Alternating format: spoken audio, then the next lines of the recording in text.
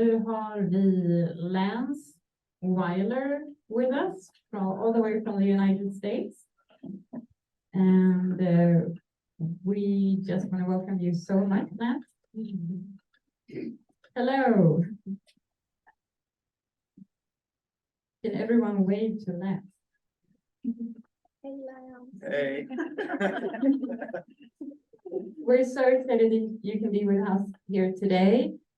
We were planning for you to be here in person, but then things came up and you weren't able to. But we're so happy that you can be with us here through Zoom instead. Great. And I think that's all I'm going to say, and I'll leave it to you then, Lance. All right. Okay, thank you. Thank you very much.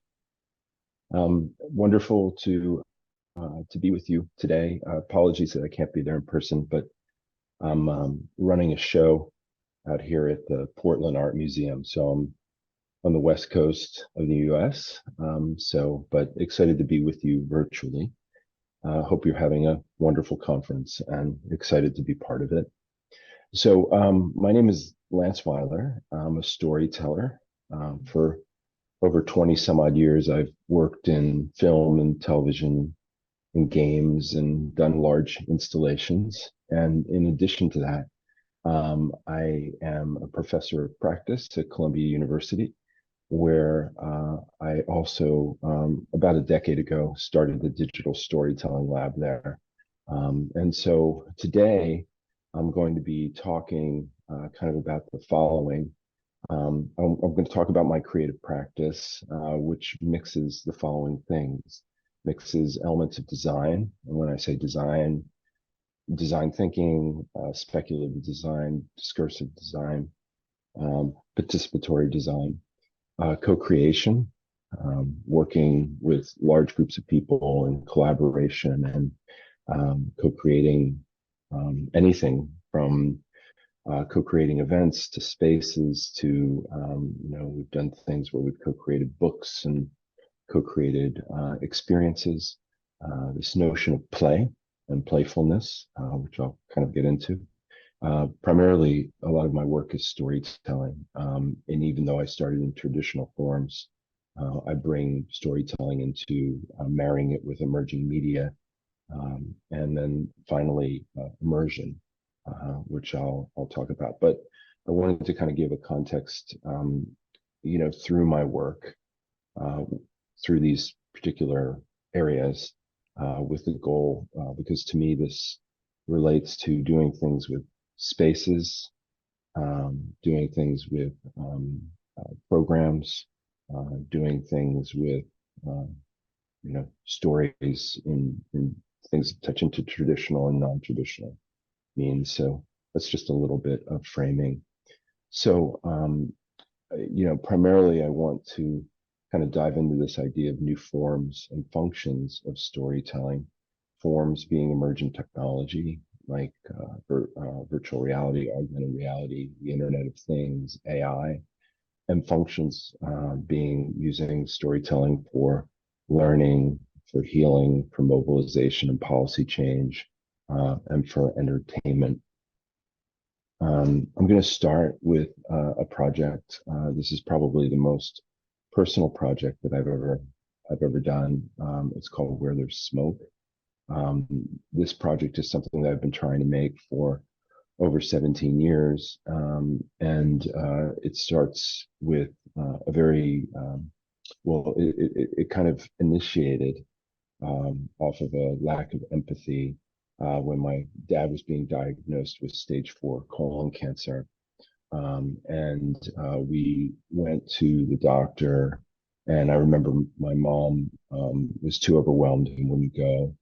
And so my wife and I went with my dad and went to the hospital.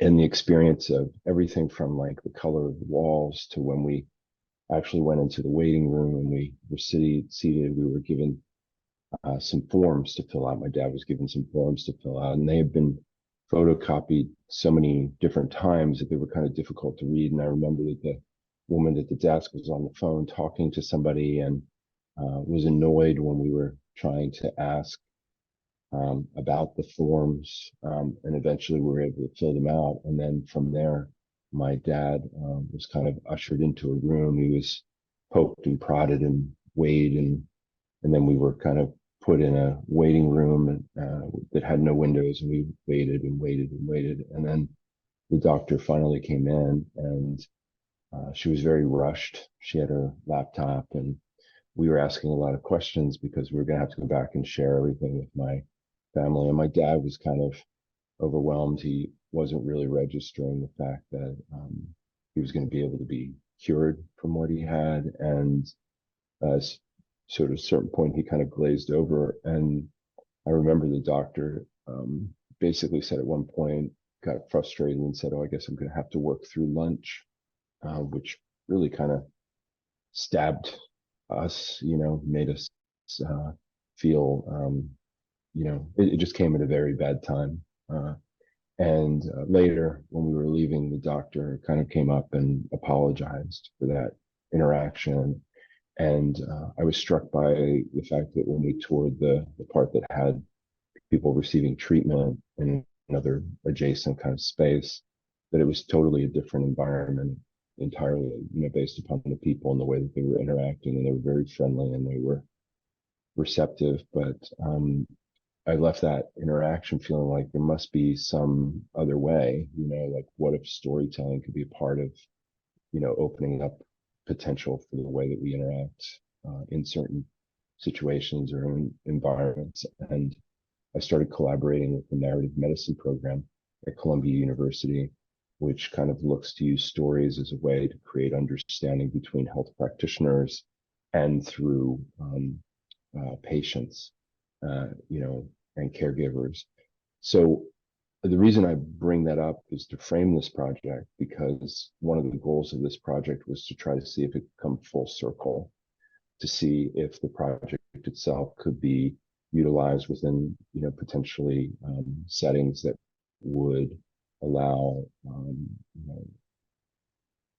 folks from both sides, people who are health practitioners and also people who were, going through an experience like we had gone through in my family, that they could kind of come together, and what would those environments look like and how could they possibly work. So what you see here is a photograph. Where There's Smoke was initiated through that. I think that accelerated my timeline. The fact that I said I've been trying to make it for 17 years is really based upon the personal level of what the project was. And so I grew up in a firefighting household. My dad was a volunteer firefighter and an amateur fire scene photographer. This is one of his photographs. He shot thousands and thousands of photographs of things in various states of burning. And while we were young, when I was young, we had two devastating fires. One where our van kind of erupted in flames on a holiday. While we were in it, we were able to get out and we were saved. And then another where 11 months later, our house burnt down. And so for the longest time, and for a variety of reasons, which I get into within this piece, I wondered if maybe my dad had anything to do with those fires. And so Where There's Smoke is kind of an experience that deals with like memory, life, and loss.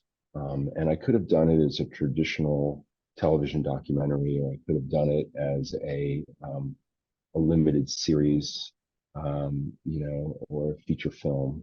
But I chose to explore the forms, I should say. And this project has adapted itself in numerous ways over the years.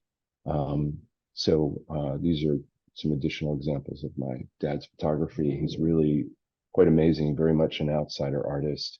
Ultimately, after he passed, I found about 60,000 slides that were kind of buried away.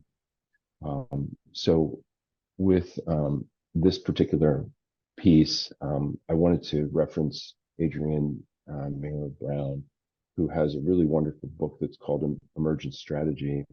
And I'm just going to read through these principles that kind of emerge out of that book, some of which I think overlap with the work I'm going to be sharing with you. Small is good, small is all. The large is a reflection of the small. Change is constant, be like water. There's always enough time for the right work. There's conversation in the room that only these people at this moment can have. Find it. Never a failure, always a lesson. Trust the people. If you trust the people, they become trustworthy. Move at the speed of trust. Focus on critical connections more than critical mass. Build the resilience by building the relationships. Less prep, more presence. And what you pay attention to grows. I think these are wonderful kind of principles as you start to think not just about the stories, and I'll share this in particular, how these kind of come into play within Where There's Smoke, because I'm going to bring you through the actual experience and how it most recently, kind of the adaptation that I did of it. But also I think number 8 is something that I do across all my work. You know, this idea of trying to be present. It doesn't mean that you're not prepping. It just means that you're more in the moment of what's happening, which becomes really important when you're working, obviously, with other people, but I think also when you're thinking about how you're utilizing emerging technology, why you're using emerging technology. And so I wanted to share that. Once again, it's from a book called Emergent Strategy, which I think would be of value if you haven't had a chance to read it. So Where There's Smoke sets itself within in this adaptation, sets itself within a gallery exhibition. Now, this piece makes use of the Internet of Things, makes use of data in some really interesting ways. But ultimately, when my dad, at a certain point, invited me, as he was dying, he invited me to come and interview him and ask him anything that I wanted to. And in exchange, he would answer candidly. So in the last year of his life, I interviewed him for about 15 hours. And those interviews become the basis of this experience. So as you, when you kind of arrive, you walk up to the front desk and you're given a flashlight and a pair of headphones, and then the experience starts, and it uses audio. We built out what's known as a geofence, kind of all around the whole 3,000 square foot gallery. So as you move, we were able to set zones all throughout the space. So basically what that means is I know when you've walked up towards that light blue case that you see in front of you with the photograph, and I know that you're standing there, and I'm able to deliver audio to you. As you enter the exhibition, I know, and I'm able to deliver audio to you. If you sit somewhere I know, I'm able to deliver something to you. And so this piece was very unique because it leaned into this idea of generative storytelling, meaning that based upon a set number of conditionals, like the person is standing at this particular place, they did this action, I was able to change lighting, I was able to change sound, and you could ultimately do things with screens too if you chose to. I just happened to use no screens in this piece primarily. And so you would start to make your way into the space. Now, what's interesting is by setting up that geofence, we were collecting all kinds of data. So we knew when somebody entered, we knew how long they were there, we knew when they left, we knew what stories that they had listened to, because the core of this used a number of different fragments of those interviews that I was mentioning that were between my father and I.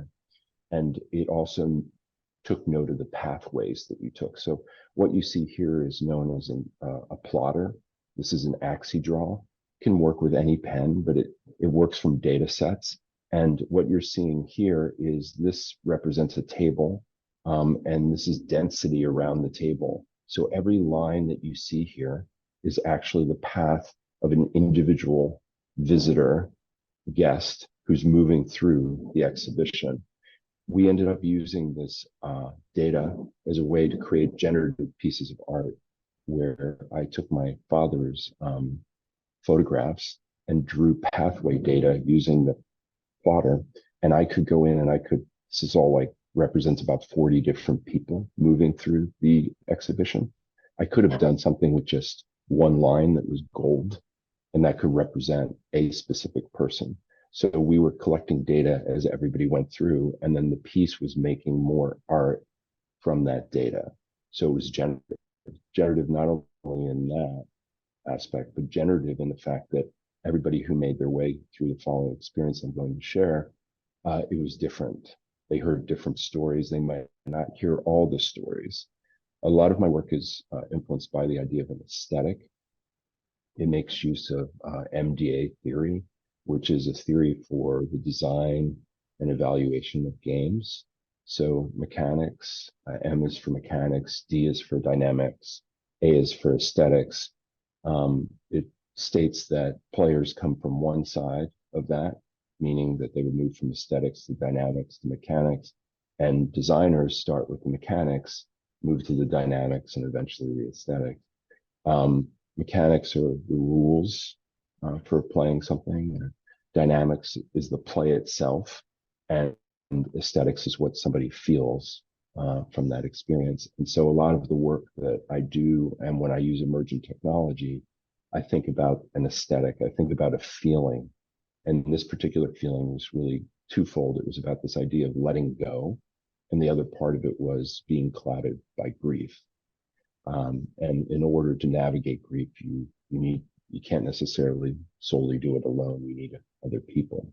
So as you would make your way in with the flashlight, you see a number of people seated here.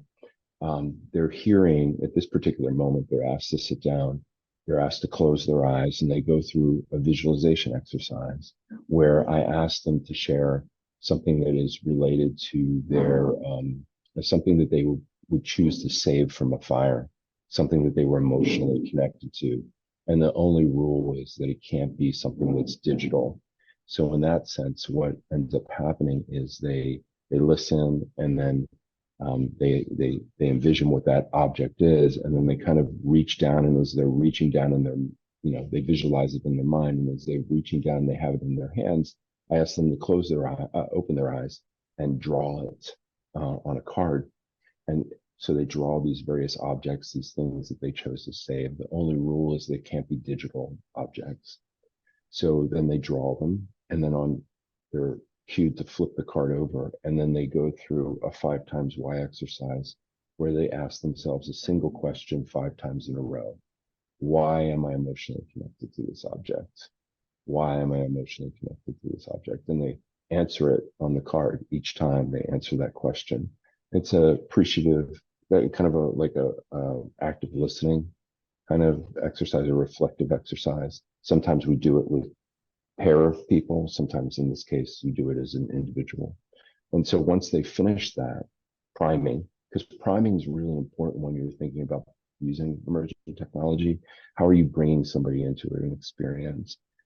It's as important as, obviously the other steps, but in this particular instance, I wanted to put them in a certain mindset, before they entered. And once they finish that drawing, they take the card with them, and then they make their way inside to the exhibition. Inside the exhibition, there's a series of tables.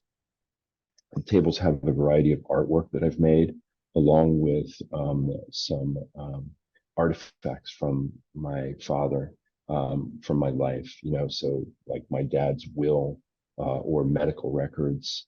In addition, there are collages that I've made that have story fragments. And the piece is really interesting because if you came and you just settled at one of those tables, and there's a number of them throughout the room, in addition to large blow-ups of my dad's work, if you settled at one of those tables and just stayed there the whole time, the score would just decay, meaning it would fall away like the way a memory fades. And so what happens is, as you move through the space based upon your interest and what you're doing within the space, stories start to kind of wash over you, and you start to hear these interviews, and you start to hear my father and I having conversations as you're able to kind of move through these different artifacts that are on these tables. And so as you make your way through this space, you're kind of excavating. It's very similar, and one of the things was when my dad passed away, or when somebody, or if anybody has gone through it, and you have to go through people's things, you're trying to understand the context, and you're trying to connect the dots. And there's something that's very powerful about, you might find something one day, and then later you might find something that connects to it. And so it's kind of a very interesting experience to go through the objects that were once owned by someone else. So as you kind of make your way through the space, there are certain things like this right here. There was a moment where you were packing and unpacking and packing and unpacking, similar to how where we would go into the hospital and come back and go into the hospital and come back. And I remember watching when I was when I was doing some of the prototyping, which I'll talk about in a few moments, there was a woman that kept holding up my dad's pants. She kept holding them up, and she packed and unpacked this suitcase, came back to it multiple times. And afterwards, she talked about how she had recently lost her husband, and she was taking the pants to see how tall my dad was in relation to her husband. And so it was very powerful in terms of these tangible objects that somebody was interacting with. But then there were also these moments as you were moving through the space where it would ask things of you. There was a part where you would be prompted and asked, what was something you wished you would have said to somebody that you lost? And that's what these walls are. Here are all statements of things that people said that they wish they would have said to someone. There's also some part of this wall where it's like things that you want to do before you die, right? So it's calling into question your own mortality. And then as you move through, there's things that you can interact with, like this is a wall of slides. There's over like 500 slides. And as you move closer to it, it kind of comes to life. So your flashlight goes off as the light comes up and starts to glow, and you can see the slides. So when you walk up to it, it's off. But as you get closer, it comes on as your flashlight goes off, and you're able to kind of see all these slides, and it's triggering different types of stories. And then the piece ends with you taking what you came in with, the thing you chose to save, and you let it go. You end up giving it to someone else who you, after you've passed away, who would carry that forward, and you explain why you would give it to that person. And there were thousands and thousands of these emotional artifacts that were in this room that were just incredibly powerful in terms of these things that people chose to save. This piece, what I just moved you through, even though it's using sophisticated technology, speaks to the design of a space and speaks to the design of a story. And one of the things that I really held on to were those two aesthetics that I mentioned, being clouded by grief, but then also this idea of letting go. So all of this came about in a really interesting way where I worked with a group. I want to talk about this idea of prototyping and prototyping with others, because I think any time that you're going to use emergent technology, it's really important to prototype, to try it out, because of emergent technology, especially if there's going to be participatory elements in it, especially if it's going to be something that's based in a community space, that's going to interface with people. It's really important to be testing as soon as you can and breaking whatever it is and learning, but putting yourself into that environment with the people that you believe will be making use of whatever that experience is. So I went to Art Yard, which is outside of New York City. It's in a river town, beautiful facility, 3,000 square foot galleries, and also a beautiful theater pitched for dance. And I talked to them about, because it was only a few miles from where my dad was a firefighter, and they were an analog institution. And I talked to them about bringing Where There's Smoke, the project that I just described to you. And I talked to them about bringing it there, and ended up doing a residency with them for about 6 months. But the important part to me with that, because Art Yard's mission is Art Yard is an incubator for creative expression and a catalyst for collaborations that reveal the transformative power of art.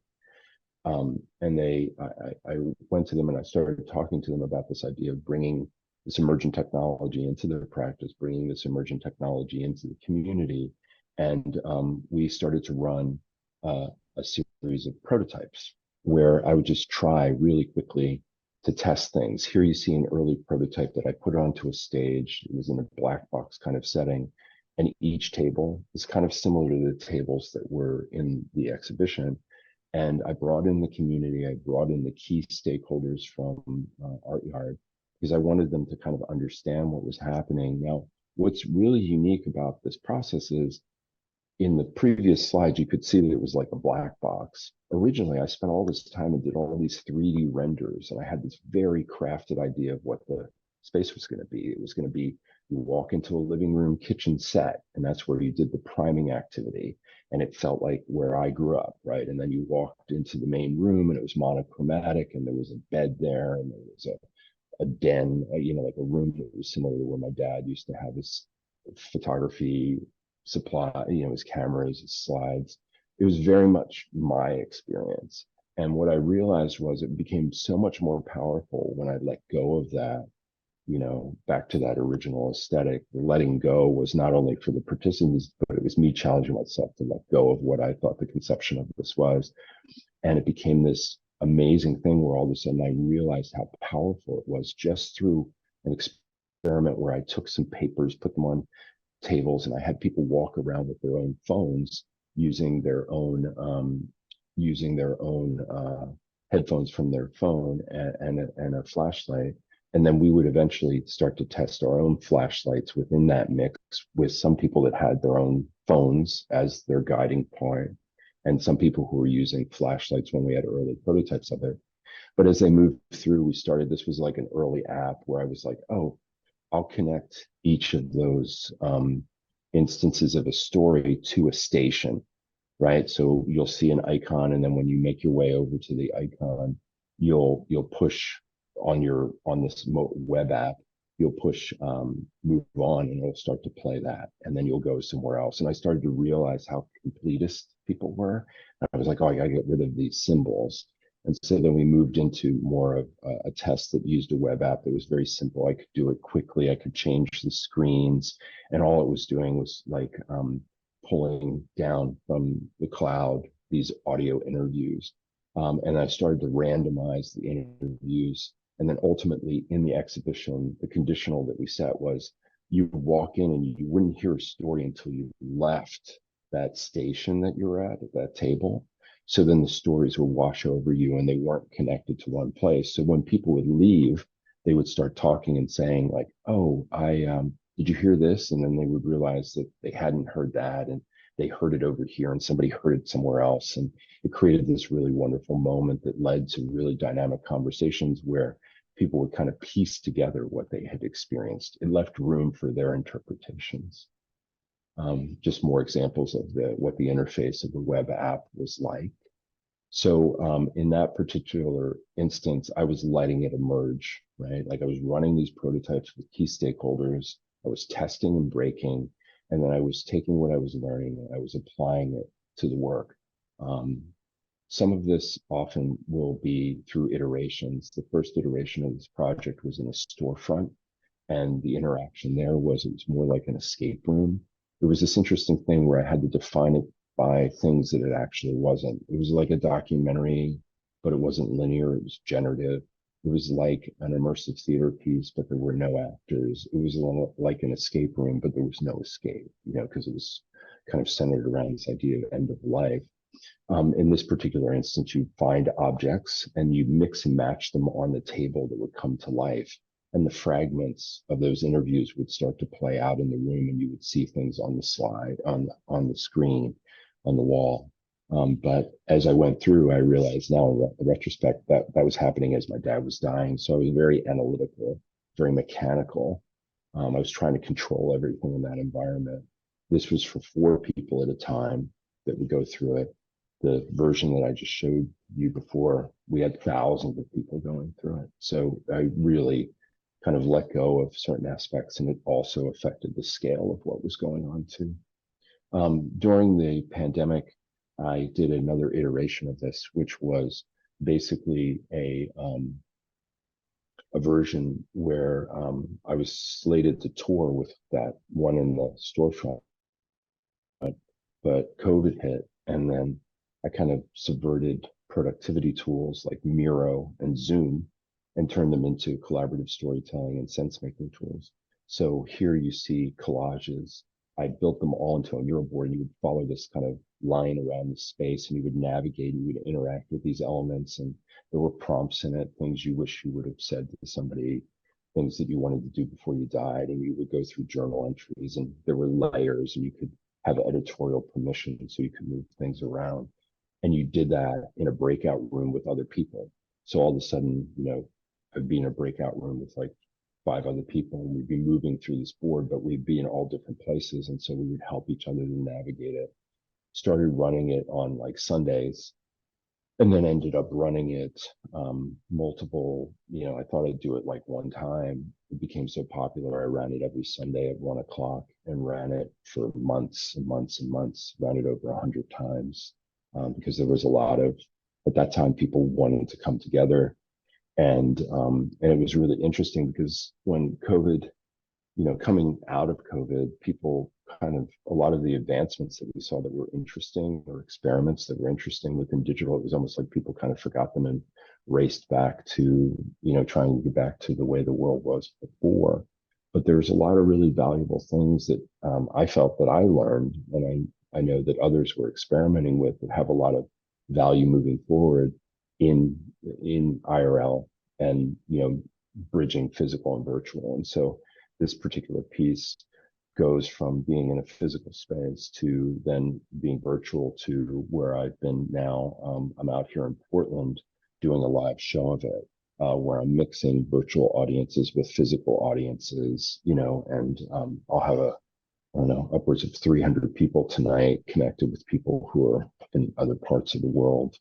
But it all starts with the human experience, right? Like I start with a lot of testing with people first, with analog elements. Some of the design practice that I implement is making use, this is design thinking and methodology that I'm sure some of you are familiar with, but this idea of, empathy, this notion of this kind of almost like a shared ethnography. We're going to find different ways to ask questions, listen, and from that, kind of these things start to come to you, and you start to see in ways what needs are, or what people are interested in. And then as you have that insight, you then kind of shape a design question. You kind of define what you're trying to solve for. And you usually shape a design question as how might we, because that is inviting. And one that I love, that's not necessarily a design question, but it was a quote by Buckminster Fuller that I just kind of use as an example, is this idea of how might we help humanity, how might we make humanity work for 100%? How might we help humanity work for 100% of the population in the shortest time possible through spontaneous cooperation without ecological damage or disadvantage to anyone, right? And what's amazing about that question is it has so many different kind of filters to it. You might say like, oh, I think this works for everybody, but is it ecologically sound? Or is it ecologically sound, but can we do it quickly? All these different things become filters. So once you shape that question, the how might we kind of question, you then move into brainstorming and ideating and trying to come up with things that maybe answer elements of those questions. And then as you have that, you start to move into actually, you need to make it tangible in some way. And so you create a prototype. And then once you have that prototype, you need to put it in front of people so they can test it and break it. And then you just repeat the cycle. So design thinking is something that I've brought into, and I use quite a bit with the experiences that I create and when I work with emerging technology. Where it starts to differ from what I just described is design thinking primarily has been used, at least for product design, but it's been implemented more and more into social impact. This is by Dunn and Ravi, who did speculative everything. This is the AB manifesto, and one side is kind of talking about design as a practice for things that are maybe a little bit more product focused, and then B is talking about design in a way that is can lean into more social interaction, social impact, and can be used in a different way. So I just like how it kind of shows how something even like a methodology like design thinking can be flipped, and the lens of it can be changed in terms of not necessarily around the product, but more around actual people. So at the university, we run something called, I helped found it, and I run the digital storytelling lab. That's where we do a lot of experimentation. And we explore that idea of new forms and functions. So in the example that I gave you with Where There's Smoke, it's an example of, it's going to come back in, and we're doing really interesting workshops right now that connect to health practitioners. So it's come full circle, right? Like, so what I described to you has application beyond that exhibition, and it lives in a variety of forms. It lives as a virtual experience where we've done really interesting workshops where people are able to journal using Miro. Some of my students had a student who came back from was dealing with a post-traumatic stress disorder and used Miro and was inspired by what they saw in Where There's Smoke. Another student who was working through some other, I think it was around ADD, and created this amazing experience that allowed you to move through and understand what it was like to walk in their shoes. And so the lab does that through a variety of programs, which are educational programs. We do prototypes where we build out different types of prototypes. Where There's Smoke kind of touches into the lab.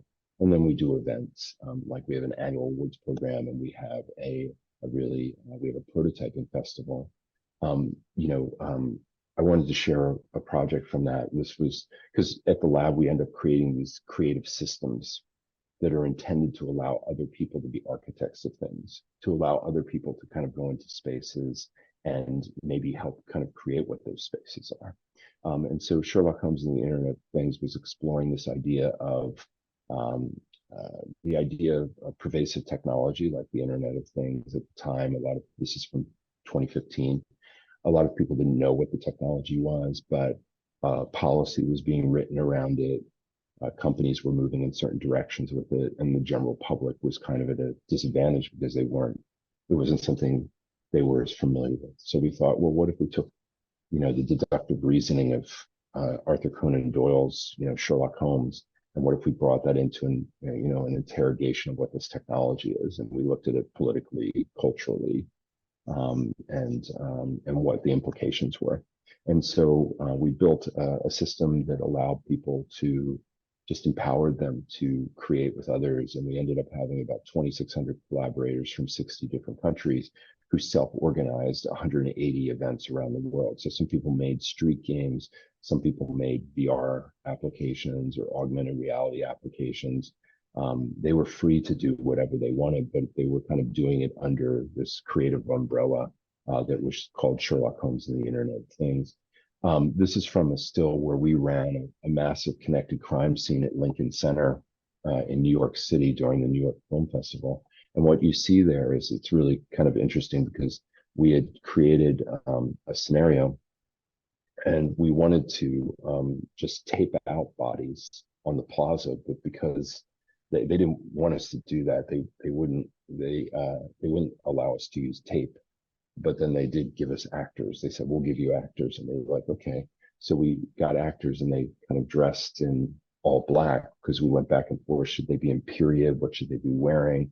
And there was a really important element where we discovered that through prototyping, we discovered the power of the imagination, that everybody was kind of trying to solve a crime scene that I'll walk you through how it worked. But what would be amazing would be that the person the actor would pantomime it and eventually lay down in the position that they had been found after they had passed, and all because we couldn't use tape. They wouldn't let us use tape on the plaza, so we found another way to do it. But after they finished, they would unmask, and there would be an audible gasp from the audience because they all had different perceptions of who that person was. Kind of like when you read, everybody has a different. Your imagination is so active within the process.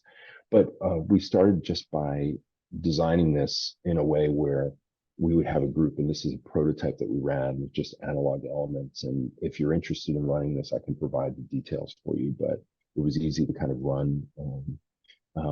A group of people would go off, they'd be told that they were a team and that they were they were asked to go and tape out a body and create a crime scene, and they would get super into it. They thought somebody was going to have to solve it, and they would get really, clever about what they were doing. And then they would come back and we'd say, like, okay, everybody empty your pockets, and place your objects down and trace them. So if you had keys or glasses or iPhone, you trace all those things down, and then you're asked, you do that as an individual. So you've left your team at this point, you do it as an individual, and then you're asked to rip them out and take a certain number, 3 to 4 of them.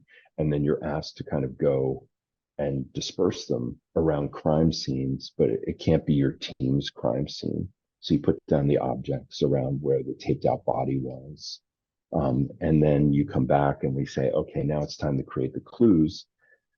And you get Post-it notes, and you kind of go around with the Post-it notes. So if you see those glasses, you might write broken lenses with teeth bite marks on stem with tar or something. Or you might see that phone and you might write last voicemail message from crying ex-boyfriend, right? And you put down as many as you want. And the rule is you can't do it around your team's body. You have to do it around all the other bodies that are there.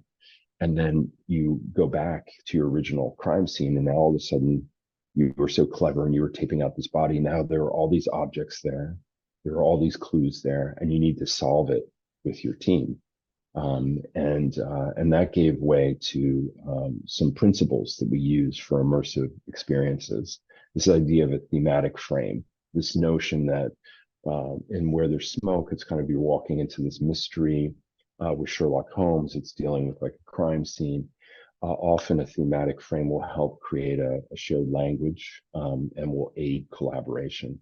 The idea of a trace, that the participant can see their own contributions within the experience. It not only increases the engagement, it also leads to some really interesting discovery. The other is this idea of granting agency. The participant is granted agency to make decisions as a team or individually, and they can identify how their actions impacted the experience. Because sometimes when you have groups of people, dominant personalities take over, introverts kind of let go and disengage. And so a lot of times you're trying to figure out that balance, especially in this age of where, even though this is a one-to-many in the moment, how can you move things into many-to-many, right? And what does that look like? And then the last is this idea of serendipity management. A lot of digital experiences are over-designed. They're so afraid that somebody's going to break them. How can you leave blank space so then people can kind of bump into each other in unexpected ways, and kind of magical things will kind of come from it, things that you could have never discovered, So those are principles that I use across. We use it at the lab. I use them every time that I build an immersive based experience. So another element that's really important is this idea of discursive design.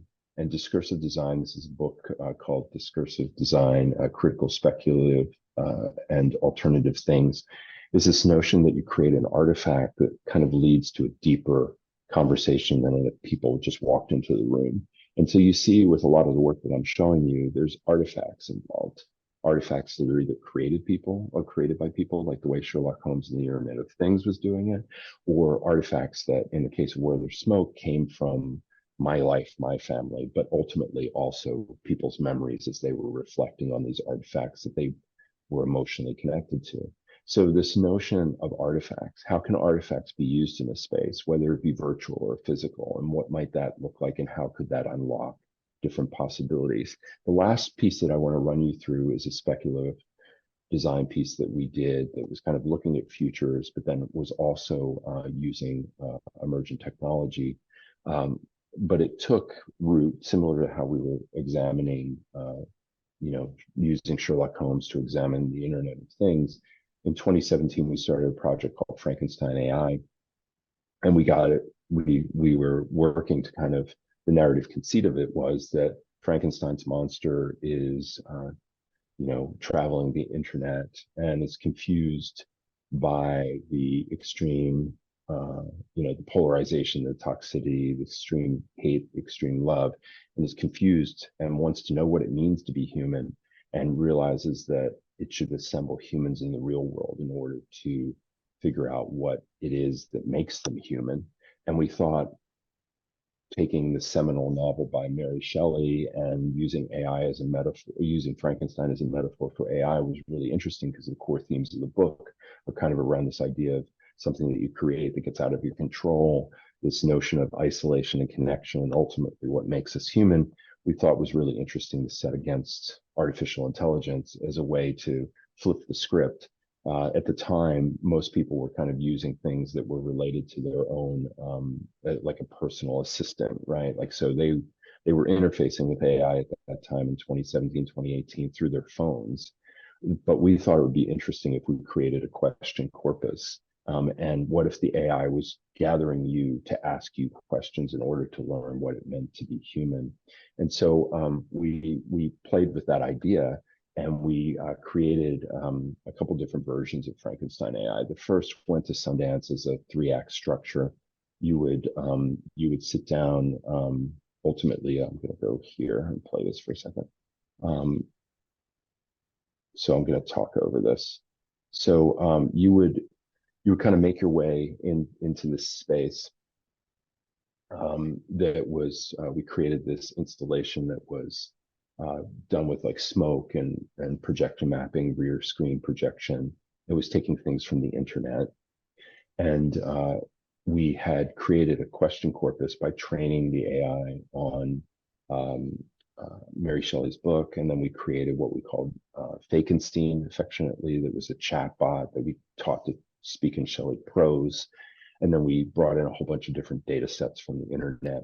What you see here is the actual AI, and you would walk into a room and it was this huge tank, and it would go from amorphous to human form, and it kind of talked through these IoT-enabled drums. And so it would start asking the group, it would recognize the group of people by name, and it would start asking them questions. And because in a previous section of it, what they were doing is they were seated across from each other, and they were seated across from a stranger, and they were having conversations about isolation and connection. And all of a sudden, the table that they were sitting at would come to life, and they would be prompted to grab a planchette and use their fingers to move it, and they would be mapping their conversation together. That information that was then collected along with their input when they were talking to different parties. And what that led to was, sorry, I just want to go back here. What that led to is we collected the data across the whole festival, and we ended up doing this machine learning choreographed dance piece where a dancer was guided with like an earpiece by an AI and done in a performance, right? So we took what we had gathered all throughout the piece and explored this idea of those themes of isolation and connection, those themes of like something that potentially could get out of our own control. And it would lead to these really dynamic conversations about artificial intelligence. Like we could have had a conversation initially when we walked in the room, but there was something very different that when you collaborated with that technology in kind of a mind expanding creative application of it that was outside of what the narrative had been and what you had read about it, and you were actually interacting with it, it led to really, really dynamic conversations around it. And so what we ended up doing was expanding upon Frankenstein AI, and we ended up doing these dinner parties where dinner with Frankenstein AI, and we created, similar to Sherlock Holmes, a creative structure where there was like kind of an overall global design brief. And we said, here's how you can do a dinner party. And we modeled it, and we created a prototyping journal, and we invited people into that journal, and they could see how the lab was prototyping a dinner party. And then we did it through meetups where we brought together groups of people at Lincoln Center, and we tested it, and it was a monster made by many. And we all kind of worked through it and eventually came up with a creative structure where anybody could do a dinner party hosted in conjunction with AI, and they could interpret that however they wanted based upon the design brief. And so people were running these amazing dinner parties around the world where they would use AI to create the recipes, or the AI would be doing things with the music, or they would use AI to create prompts, or they would use an AI chatbot, or they could do anything that they wanted within this creative structure. And so there were dinner parties all over the world. It was really amazing. And it was just this idea of how these projects can be emergent, how you can let them kind of grow, and how they can have impact with basically having room and space for others to be architects within what they are. So I want to close there. And I know that we can kind of get into some questions, but I'm going to share these slides because the last part I just want to get to towards the end. I had another project I was going to run through that was about misinformation and deception, but I want to be aware about time. I'm going to just share these slides, but where I wanted to kind of end out here is with some of the methods that we use. So I talked about the 5 times why, which you saw in Where There's Smoke, which is this idea of interviewing each other. You know, normally we did it as an individual exercise in Where There's Smoke, but I often do it at the start of my class. I've done it with planning projects, you know, when I'm working with communities, you know, and you just, whatever question you want to use, it just is a why question. And I often do it paired. So when my students come in at the start of a class, I'll ask them, why did they take this class? And I'll pair them up with somebody else, and then they'll interview each other, asking one question 5 times in a row. So that's a really wonderful kind of appreciative inquiry exercise, active listening exercise, but also can help you surface really interesting data. So as you go forward and you're thinking about how might we use emergent technology in a library, it could be very powerful to run a 5 times why exercise with people who were involved with the library in any capacity, right? I use it all the time with teams and projects that I work on. Another thing is we do this 100 ideas in 5 minutes. It's really funny. All the times that I've ever done this, the only people that are able to really do it effectively are elementary school kids. They can totally do 100 ideas in 5 minutes, but my grad students like wrestle with it, and they've never gotten to 100 ideas in 5 minutes. And I think it's just because they're so they hold on to them. You know, they're really trying, working towards some degree of perfection, where the youth are really, you know, like the elementary school kids are really present. But that's a great way to kind of incubate and you know, initiate a whole bunch of different ideas very quickly. Non-judgmental feedback. I often use this as a way to work with teams, where a team will present something, and then everybody else will kind of ask questions intended to build upon that team's idea. But the team that presented is not allowed to answer any of the questions. Instead, they just write them down. And we build out these lists of questions that we come back to over and over again in the design process. And then we run these prototyping cafes. Maybe some of you have heard of world cafes. We do these prototyping cafes as a way that we can let go of ideas, meaning that we're not really holding on to them, or so we sometimes people will be very possessive of an idea. The prototyping cafe is really about this idea of how we can let go of ideas and let more ideas into the room, and not have an idea be a singular thought by one person, but instead something that comes from a community. So I'll give some links. This is a really cool link of 30 different immersive storytelling platforms, apps, and resources and tools that you can use that are free. So you can start prototyping stuff and playing with different types of technology. So I'll make sure to give that to you as well. But I'm going to stop there. And I know that we have some time for some questions.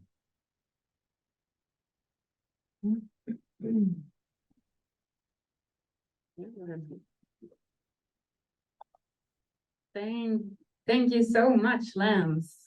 Thank you, so we can see all of us. Can you see us now, or? Yes, great. That was so interesting, Lance, just to listen to how you build your storytelling experience, and good to see. And I know I was intrigued by the stuff you didn't say on the end. But do we have some questions? Yes, Josephine. Yes, hi Lance. I was thinking about the exercises you do, especially when you involve people online. How do you design the end point?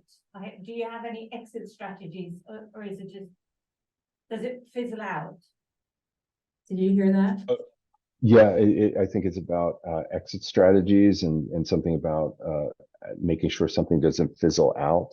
I think that was kind of, is it about ultimately kind of about attention? You mean? Yeah, attention, and also, I mean, for Frankenstein AI and dinner parties, for instance, if someone stumbles across it today, can they still be part of it, or is it Right. finished? Are you out now? Right. That's a great question.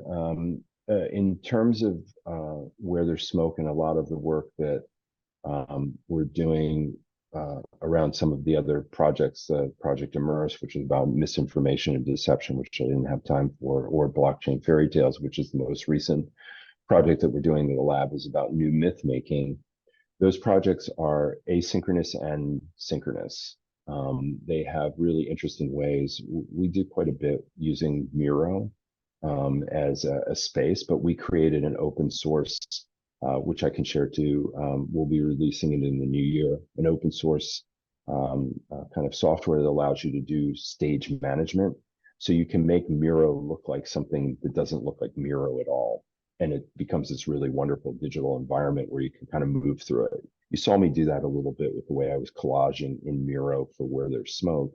But in some of the other projects, people are able to leave comments. People are able to go through it at any time and have the experience, and then find other people that are in it at that time. So we're playing more with the idea of asynchronous kind of collaboration and experience, and then building kind of these worlds that people are continually adding to. They become almost like a tapestry. They grow over time. And so that's there. A lot of the principles are still the same. It's like this idea of there's this thematic frame that anchors it, this idea of trace. You can see the trace of other people, and you can see your trace when you can return to it. And this notion of agency, where you're kind of moving through it yourself, or maybe you're paired randomly with somebody else who happens to be there. But we're kind of doing those elements that I talked about earlier, and using those as guiding principles. But yes, I mean, a lot of the work currently is very much about async and synchronous, and playing more with the bridge of what I was talking about, like the things that we learned when we were virtual, and how do we bring them back into physical environments too. Thank you. Thank you. Mhm. More questions? Yeah, yeah.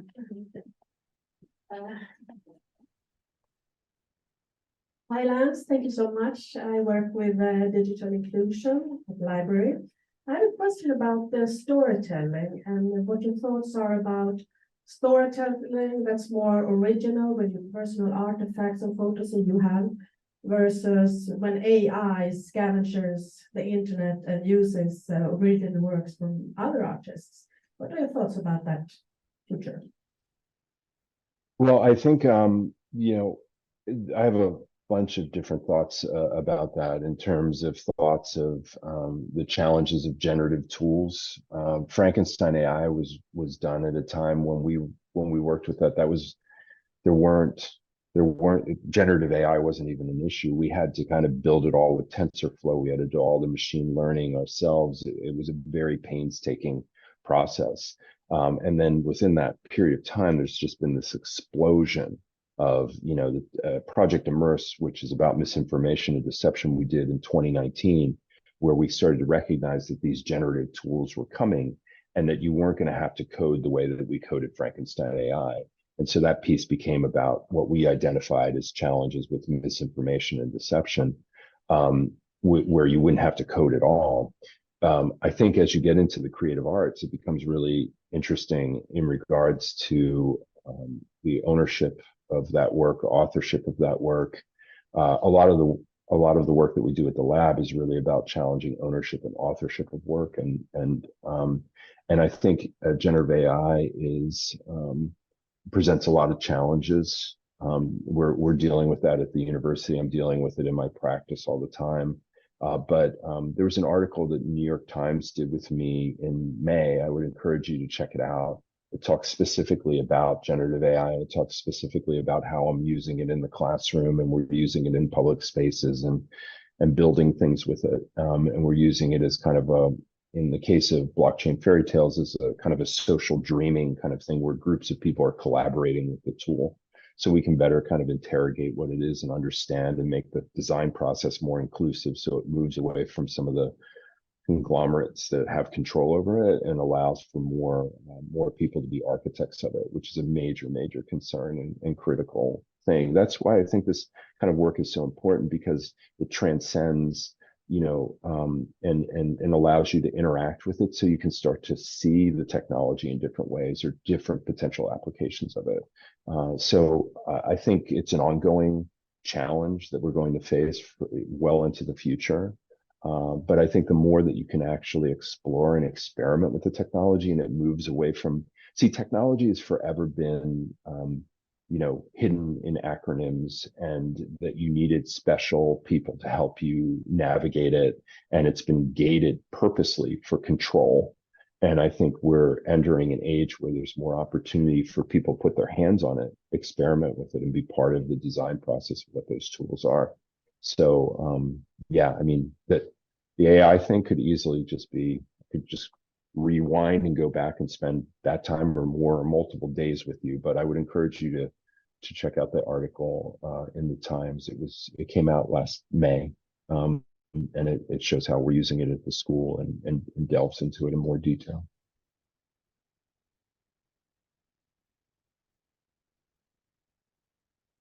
Anything else? We have time for like one more question.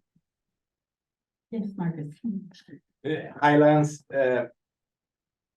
I think it's so nice to hear you talk, especially considering our 4 main focuses for this conference. I think I heard a lot of empathy in your art. There's a lot of you're an educator, and there's a lot of storytelling, obviously, and also in this there's accessibility in it as well. I would love it if you could also tie the knot and give us your outside view on the library for these 4 themes in a few short sentences. Would be lovely. Sure. I mean, I'm a huge fan. Like, the public space is disappearing in many ways, and libraries are these amazing beacons for communities to come together. And I think that there's tremendous potential to shape what those interactions can be and to co-design those spaces in really dynamic ways. And I think emergent tools and immersion can aid the way that we think about those public spaces, and can allow people to come together and be architects within those public spaces, not just necessarily consuming something, but being able to have horizontal learning spaces where people can kind of, like, a lot of the work that we do at the lab, and I do in my own practices, transdisciplinary. It's a huge part of it, getting people from all different walks of life together and having them move into a space, because all of a sudden they start learning from each other in ways that are totally unexpected. And if you open that design process up, and if you are more present instead of like prep or perfection, you can create these really inviting spaces that allow people to feel like they're connected to each other, connected to that space. And I think that that's the real strength of what libraries have. They don't have outside alternative, like ulterior motives, right? Like, so many things with emergent technology are so entangled with, like, somebody trying to manipulate your behavior to get you to buy something, to get you to stay on something longer, to put you in a death scroll or whatever, algorithms. We live in this algorithmic age. Libraries can be these amazing spaces where you can break from the way that you think about the technology. That the technology doesn't have to shape us. We can actually shape it, and I think by creating those playful spaces, those imaginative spaces that open up the potential. Because I would say one of the things that I see over and over again is that sometimes technology has such a strong pull that, and because people don't understand it fully, they kind of go in the direction of what the engineers have said it should be and the way that it should be applied. It becomes this shiny object, and it's like, oh, well, we need to work with that because either other people are working with it, or I'm not sure how to work with it. How do I do it? How do I, there's just not, it's like Marshall McLuhan kind of famously said, kind of march into the future and we shape our business models through the rear view mirror. We're always looking to the past to try to find a way to identify what these tools are. And I think it's important to understand where we come from, but how can we open them up, libraries, and make them imagination spaces that allow people to feel that they can write the future of what those things are. And so a lot of our practice uses speculative design. So I would say, look into that practice. I think it could be very powerful. Libraries are already imagination spaces. You know what I mean? In such an amazing way. I think it's just like, how can you help people bridge and start to understand the technology and be able to be more present in the way that it's utilized and more at that table. So I was very excited, when Marcus told me about this event. Like, I love libraries, and I was also like super excited because I met Marcus through Sherlock Holmes and the Internet of Things. Marcus went through the massive open online offline collaboration, or MOOC, and that's how we met. So yeah, I'm a big fan. If I can ever be of assistance to libraries anywhere, I'm more than happy to. And so, if you have any additional questions or need anything, feel free to hit me up. You can find me just with my name all over the place on LinkedIn, on various social, or you can get me at Lance.Weiler. I'll give the spelling on Marcus has my information. He can circulate it. But if you have questions, I'm more than happy to help how I can.